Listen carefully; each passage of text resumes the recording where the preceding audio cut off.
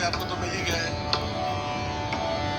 बीच का वॉल्यूम भी by default आपको मिल रहा है, बट उसको अब समझना है कि कैसे है, क्योंकि हम सब कुछ इस आवाज में नहीं गा सकते और ना ही हर वक्त लाउड कर सकते हैं, तो बीच का टोन भी देखना है।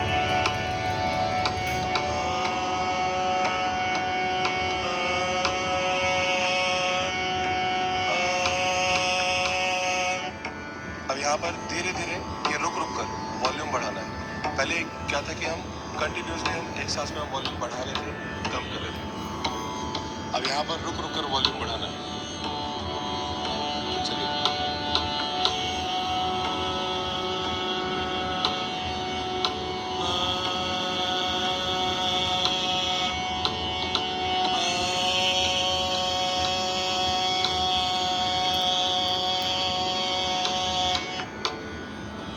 जो बोलते हैं कि खुली आवाज में गाओ, खुली आवाज में क्या है कि आप जितना लाउड गा सकते हैं बिना चिल्लाए, आपको उसी में गाना है। अब वो टोन आपको समझना होगा हर एक स्वर पे,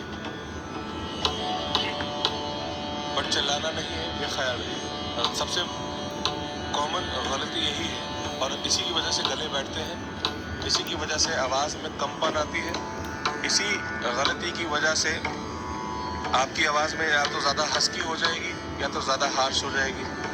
इसी की वजह से आवाज में क्रैक्स आने शुरू हो जाते हैं। मुसीबत यहीं से उठती है। आइए, 1 2 3 गो।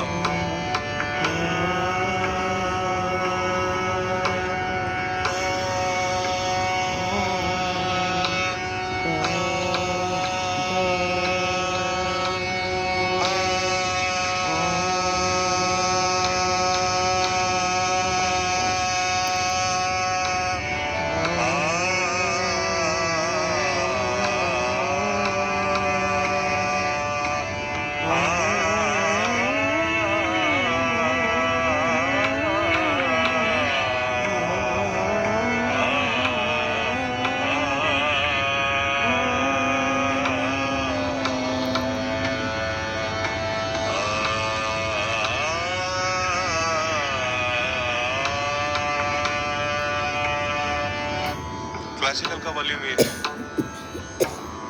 क्लासिकल का वॉल्यूम ये है। जब आप इस लेवल पर अपना गला पहले से ही, क्योंकि बोला जाता है कि सबको क्लासिकल की टेक्निक्स और क्लासिकल का रियाज करना ज़रूरी है, क्योंकि आप जितना मैक्सिमम जा सकते हैं क्लासिकल वहाँ पर ही शुरू होता है। और जब आपकी तैयारी इतनी ऊपर की हो चुकी होती है तो उसके बाद जब लाइट म्यूजिक गाते हैं तो उसमें इतना लाउड वॉल्यूम नहीं चाहिए होता, वहाँ पर फ्लक्चुएशंस होती हैं। डिपेंड करता है कि कहाँ लाउड चाहिए, कहाँ कम चाहिए। तो जब ज़्यादा का रियाज पहले से ही है, वहाँ से कम करने में आपको आसानी होगी ना। मगर अगर आपका रियाज ही कम का है तो फिर ज़्यादा नहीं कर पाएंगे आप। अगर जेब में 1 रुपया है, 100 रुपये की चीज़ खरीदनी है, 99 रुपये उधार लेने पड़ेंगे, लोन ही लेना पड़ेगा।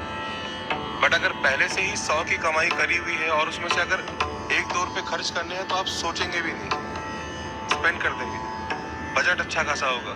वही सेम चीज़ है यहाँ पर। इसलिए क्लासिकल की टेक्निक्स और रियाज बहुत इंपॉर्टेंट है, कोई भी जॉनर हो। आइए।